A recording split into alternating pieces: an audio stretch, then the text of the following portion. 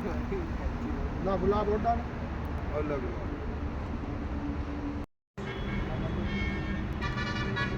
न बनाना ये बात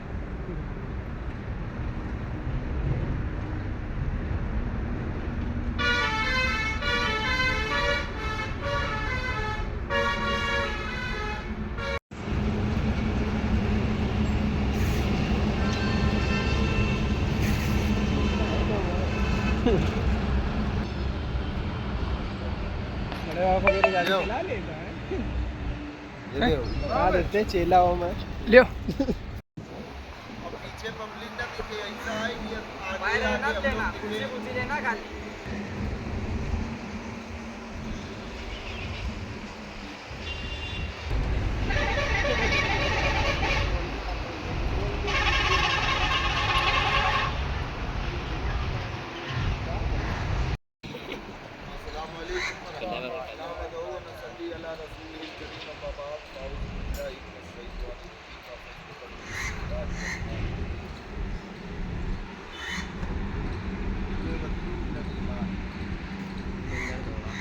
अजीज़ाने मिल्लत के नौजवान साथियों, आज 15 अगस्त है और आज ही के दिन हमारा देश स्वतंत्र रूप से स्वतंत्र हुआ था। और ये आज़ादी हमको जो मिली है ये कोई तोहफे में नहीं मिली है। हमारे बुजुर्गों ने अपने लहू से इस वतन को सींचा है। आज हम गर्व करते हैं उन स्वतंत्रता सेनानियों पर जिन्होंने अपने घर के सुकून चैन को छोड़कर जब इस मातृभूमि ने आवाज़ दी, जब गोरे यहाँ पर ईस्ट इंडिया कंपनी यहाँ पर गोरों ने बसा रखी थी और चाहे वो हिंदू हो या मुसलमान हो, सिख हो, ईसाई हो, कोई भी हो, सब यहाँ पर गुलाम थे। धीरे धीरे करके देश को खोखला करने का काम ब्रिटिश सरकार ने किया और ईस्ट इंडिया कंपनी के माध्यम से पूरे हिंदुस्तान में एक गुलामी का माहौल बर्पा कर दिया कि जहाँ पर भी कोई मिल जाया करता उनका सामान लूट लिया करते थे और अजमतों से खेला करते थे में बड़ी बेइज्जती के साथ और बड़ा था और इस देश को पूरा छीनने का काम ब्रिटिश सरकार ने किया था। उस वक्त 1760 के अंदर, 1761 के अंदर, 1858 के अंदर एक नाम निकल कर आता है जिसका नाम first freedom fighter Majnu Shah Malang Madari रहमतुल्लाह अलैह, जो कि बंगाल की खाड़ी से लेकर कन्याकुमारी तक ईस्ट इंडिया कंपनी के गुर्गों को नाको चना चबवा दिए थे। दौर है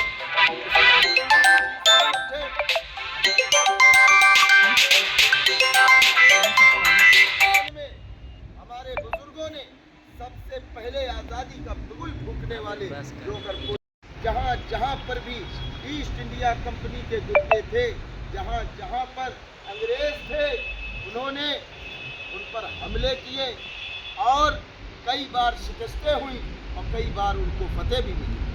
इसके बाद हिंदुस्तान में कालका प्रसाद महाराज जी, जो कि सनातन धर्म के बहुत बड़े गुरु थे, उनका मिलन होता है और दोनों साधु और एक संत है और एक साधु है, दोनों मिलके ईस्ट इंडिया कंपनी के खिलाफ बिगुल फूंक देते हैं। पूरे हिंदुस्तान में बहुत मार काट होती है। बंगाल से लेकर कन्याकुमारी तक बहुत सी जानें गई हैं, बहुत से खून बहे हैं, घर के घर लुटे हैं, तब ये आज़ादी हमारे हाथों आई।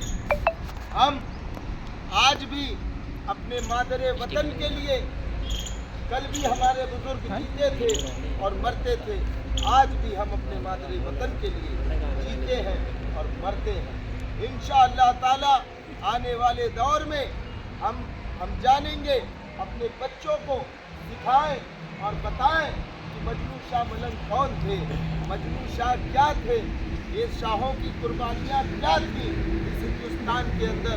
आज नौजवान तबका इस चीज़ से एकदम वो नाम है, वो जानना ही नहीं चाहता है कि ये आज़ादी, ये लड्डू वाली आज़ादी नहीं है, ये खून से खेली गई होली वो आज़ादी है जो खून से ये इनकलाब बर्पा किया। इनकलाब जिंदाबाद के नारे जिंदाबाद। हिंदुस्तान को आज़ाद किया गया है। आज ये मजाक नहीं है कि आज जैसे कि साल में एक बार स्वतंत्रता दिवस आता है, गणतंत्र दिवस आता है, 26 जनवरी आती है, 15 अगस्त आता है। आज जो दिन है 15 अगस्त का दिन है। आज के दिन हमारा देश आज़ाद हुआ था और 26 जनवरी को देश का कानून और संविधान लागू हुआ था। अजीज़ाने मिल्लत के नौजवान साथियों, उसके बाद से हम स्वतंत्र हैं, अपने मुल्क में स्वतंत्र हैं। हम अपनी अपनी पूजा पद्धति अपने अपने तरीक़ों से करते हैं और अपने अपने विचारों से करते हैं। किसी को कोई रोक टोक नहीं है। हम सबको फ्रीडम ऑफ स्पीच है कि हम अपनी जो अगर हम दर्द में हैं, हमको कोई सता रहा है तो हम कानून के जरिए अपना हक मांग सकते हैं, अपनी शिकवे और शिकायत कर सकते हैं और बराबर हमको हक मिलेगा। लोग कहते हैं कि हिंदुस्तान का मुसलमान खतरे में है, मुसलमान खतरे में है। मैं ये कहूँगा कोई ना मुसलमान खतरे में है ना कोई हिंदू खतरे में है। एक हिंदू ही बुरा है ना मुसलमान बुरा है। आ जाए बुराई पर तो फिर इंसान बुरा है। अजीज़ाने मिल्लत के नौजवान साथियों, इस मुल्क के हिंदुस्तान के गंगा जमुना तहजीब ने हमारे मुल्क को बना कर रखा है। उस शरारतियों से हमारे, क्योंकि जो लोग बदनाम करते हैं मुसलमानों को कि मुसलमान खतरे में है, तो जब देश का बंटवारा हुआ था उस टाइम पर जो अगर चाहते तो मुसलमानों के हक में पाकिस्तान दे दिया गया था। पाकिस्तान में हम जा सकते थे, लेकिन हमारे बुजुर्गों की यहाँ पर धरोहरें थी। मकनपुर हमारे पास में था, ख्वाजा गरीब नवाज का दरबार हमारे पास में था, निज़ामुद्दीन महबूब इलाही का दरबार था, मखदूम किछौछा का दरबार था, मखसूस साहब सालार गाजी रहमतुल्लाह अलैह का दरबार था, जामा मस्जिद थी। तमाम यहाँ पर इबादत गाहें जो मुसलमानों की जो तैयार की हुई थी। हमने भी अपने देश से वफादारी की, सीने पर गोलियां खाई हैं। हम पाकिस्तान के लिए जो जाने वाले गए वो चले गए, हमारे उनसे कोई नाता नहीं है। जो यहाँ पर रुके तो इस हिंदुस्तान के लोगों ने भी हाथ पसार कर हमारा स्वागत किया, हमारे फैसले का स्वागत किया। हम यहाँ पर मौजूद हैं और पूरी तरीके से जब संविधान लागू होता है तो चाहे वो सिख हो, चाहे ईसाई हो, चाहे वो हिंदू हो या मुसलमान हो, सब के लिए बराबर कानून बनाया गया है। सबको फ्रीडम ऑफ स्पीच है कि इस हिंदुस्तान के अंदर अपने अपने तरीके से कि जो हिंदू है वो मंदिरों पर पूजा कर सकता है, जो मुस्लिम है वो मज़ारों पर और मसाजिदों में नमाज अदा कर सकता है, जो सिख है अपने गुरुद्वारे में अपनी पूजा पद्धति कर सकता है, क्रिश्चियन है वो अपने यहाँ पर कर सकता है। अजीज़ाने मिल्लत के नौजवान साथियों, हम एक रहेंगे तो हमें कोई हरा नहीं सकता। अभी पहलगाम का एक मामला सामने आया कि आतंकवादियों ने और घुसपैठी पाकिस्तानियों ने वहाँ पर हमारे गयूर हिंदुस्तानियों को सरेआम कत्ल किया और एक पॉइजन छोड़ा कि मुसलमान नहीं है और ये हिंदू है, इसको गोली मार दो। उनका सिर्फ यही मकसद था कि धर्म के नाम पर हम मुसलमानों को मार दिया जाए, लड़ा दिया जाए और ये बता दिया जाए कि इस्लाम क्रूरता का नाम है, इस्लाम हैवानियत का नाम है, इस्लाम यानी कि खतरनाक होता है। नहीं, मेरे नबी का ये बिल्कुल फरमान नहीं है। मेरे इस्लाम में, जिस इस्लाम में पानी फिजूल फैलाना नाजायज़ और हराम करार दिया गया हो और हरे पत्तों को काटना, हरे पेड़ों को काटना गलत बताया गया हो, वो इस्लाम कैसे किसी का खून बहाने के लिए बनाया जा सकता है। तो ये गलत हदीसों को लोग मॉडलाइज करके ये पेश करते हैं। ऐसे मौलवियों पर सख्त से सख्त कार्रवाई होना आवश्यक है और मैं इस बात पर तायद करता हूँ। मेरे मुल्क हिंदुस्तान में जो अगर हिंदुस्तान में हमारा बहुत बड़ा रिश्ता है, इमाम हुसैन हम सब के इमाम हुसैन अली मकाम जब यजीदियों के नरगे में थे तो उन्होंने दो ख्वाहिशें अपनी रखी थी कि आए यजीदी कमांडरों, हमको या तो अपने नाना के शहर मदीना जाने दो या मुझे मुल्क हिंदुस्तान चले जाने दो, क्योंकि मुल्क हिंदुस्तान से अल्लाह के नबी ने फरमाया था कि हमें ईमान व वफा की नबूवत दी है।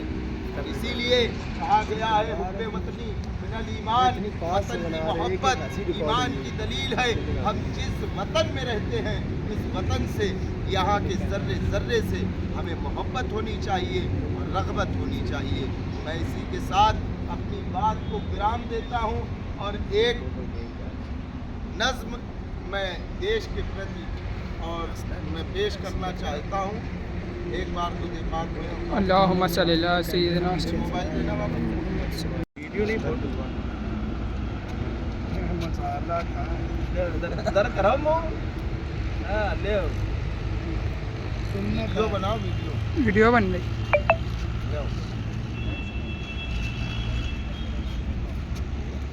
खाओ तुम लोग नाम बना ली खाओ जाओ